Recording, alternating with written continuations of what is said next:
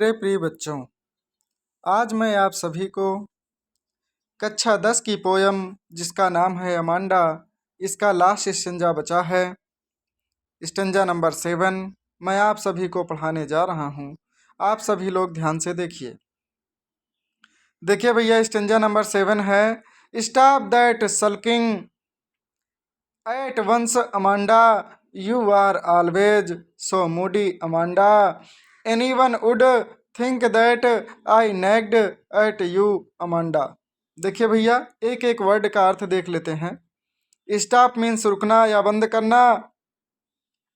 Sulking means होता है उदास। एट वंस मीन्स होता है तुरंत।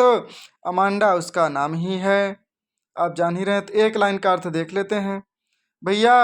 अमांडा की माँ कहती है, stop that sulking at once Amanda. Amanda, तुम उदास होना तुरंत बंद कर दो। अमांडा, तुरंत तुम उदास होना बंद कर दो या दुखी होना बंद कर दो। अमांडा, तुरंत दुखी होना बंद कर दो।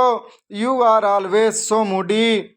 यू आर माने तुम, ऑलवेज माने हमेशा, सो मूडी माने खराब मूड में या विचार में। अमांडा, भैया इस लाइन का अर्थ होगा, तुम हमेशा खराब मूड में रहती हो। उसकी माँ कहती है अमांडा की कि तुम हमेशा खराब मूड में रहती हो। एनी वन मीन्स होता है कोई भी। वुड मीन्स गागेगी। थिंक मीन्स सोचना। दैट मीन्स वह। आई नेग्ड, आई मीन्स मैं। नेग्ड मीन्स परेशान करना। एट यू मीन्स तुम्हें। अमांडा, ठीक भैया, सभी का अर्थ देख लिए। अब इस लाइन का अर्थ देखते हैं। कोई देखेगा, अब उसकी माँ कहती है अमांडा की, कोई देखेगा तो यही सोचेगा कि मैं तुम्हें परेशान करती हूँ। एनीवन, कोई भी देखेगा तो यह सोचेगा दैट कि मैं तुम्हें परेशान करती हूँ। आई नेग्ड एट यू, कि मैं तुम्हें परेशान करती हूँ। अमांडा, देखिए भैया, अब फिर से एक बार हिंदी में पूरा अर्थ देख लेते हैं। अमांडा की माँ कहती है, अमांडा, तुरंत तुम उदास होना बंद कर दो। तुम हमेशा खराब मूड में रहती हो। कोई देखेगा तो यही सोचेगा कि मैं तुम्हें परेशान करती हूँ। अमांडा, देखिए भैया, कोई भी अगर आपके विषय में सोचने वाला है तो वो आपके माँ और बाप हैं, जो आपके लिए कभी बुरा नहीं सोचेंगे। हमेशा यही सोचते हैं कि आप जीवन के पथ पर निरंतर वृद्धि करते रहें, अग्रसर होते रहें और उन्नति करते रहें।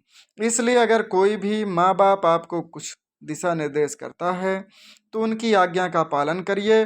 निश्चित है कि आप उन्नति करेंगे, और यदि आप उसको अन्यथा लेंगे तो निश्चित है आप निगेटिव सोच रखेंगे तो आप माइनस में जाएंगे। इसलिए आप ध्यान रखिए कि जो भी कहें आपको, माता पिता और गुरु तीनों लोगों की बातों का हमेशा ध्यान रखना चाहिए। वो आपके लिए कभी बुरा नहीं सोच सकते हैं। इसलिए अब इस पोयम से मुझे यही सीख मिलती है कि हमेशा माता या पिता कुछ भी आपको घर पे कह रहे हैं तो आप उनकी बातों को ध्यान से सुनिए और समझने का प्रयास करिए और अपने अंदर सुधार लाइए। अगर आप सुधार लाएंगे तो निश्चित है कि आप एक अच्छे विद्यार्थी के रूप में जन्म लेंगे, और जिससे आपका नाम, आपके पिता का नाम, गांव का नाम, जिले का नाम, विद्यालय का नाम, सबका नाम आप रोशन करेंगे। इसलिए आप इसको अन्यथा ना लेकर के, इस पाठ से यही शिक्षा मिल रही है आपको कि हमेशा माता पिता और गुरु के तीनों लोगों की बातों को ध्यान रखना चाहिए और हमेशा इनकी आज्ञा का पालन करना चाहिए। ठीक भैया, धन्यवाद। आप सब निरंतर देखते रहिए। मैं आपको इसी प्रकार से सभी वीडियोज उपलब्ध कराता रहूँगा। इसलिए आप सभी लोग ध्यान से पढ़िए। अगर आपके समझ में नहीं आता है तो आप कमेंट बॉक्स में ज़रूर लिखें। मैं फिर से बताने की कोशिश करूँगा ताकि आपको सही ढंग से तैयार हो सके। धन्यवाद।